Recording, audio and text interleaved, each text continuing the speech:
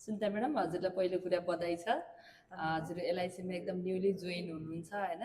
हजुरले चाहिँ विदेशमा रहनुभएको, सरको बिमा गर्नुभएको छ। हजुरलाई यो डकुमेन्टेसन गर्दा एलआइसीमा जोइन हुँदाको यसो एक्सपिरियन्स फिल बताइदिनु न त।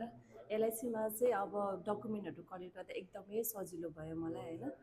खासै डकुमेन्टहरू त्यहाँको नेसनल कार्डहरू डकुमेन्टहरू कलेक्ट गर्नलाई अब देशमा विदेशमा बस्नुभएको सम्पूर्ण नेपालीहरूलाई एलआइसीमा बिमा गर्न आग्रह गर्दछु। अनि हामीले चाहिँ नेपालमा रहनुभएका र विदेशमा रहनुभएको जसको पनि बिमा एकदम इजिली लिन सकिँदो रहेछ होइन। अनि हजुरहरू पनि विदेशमा हुनुहुन्छ अथवा नेपालको जुनसुकै ठाउँमा हुनुहुन्छ भने विदेशमा रहनु हुनेले 50 लाखसम्मको एकदम सजिलै बिमा लिन सक्नुहुन्छ। यो चाहिँ हामीले 25 लाखको बिमा गरेका छौँ। उहाँले चाहिँ दुबईबाट लिनुभएको यो बिमा विदेशमै रहनुहुने त्यहीको सबै कागजपत्रको आधारमा हामीले बिमा गर्छौँ म्याडम। र उहाँलाई चाहिँ हजुरले बताइ पनि सक्नु भएकै छ होइन। एक्सिडेन्टल बेनिफिट र अशक्तता लाभ चाहिँ जहाँ हुँदाखेरि पनि पाउँछ। र हामीले चाहिँ यो डकुमेन्ट अब उहाँको घरमा चाहिँ कुरियर मार्फत पठाइदिन्छौँ।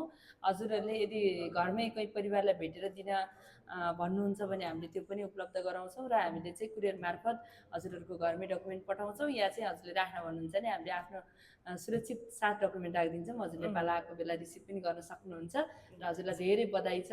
हजुरले आफ्नो एमहरू सबै एलआइसी मार्फत पुरा गर्न सक्नुहोस्। धेरै शुभकामना छ। Thank you so much. Thank you so much.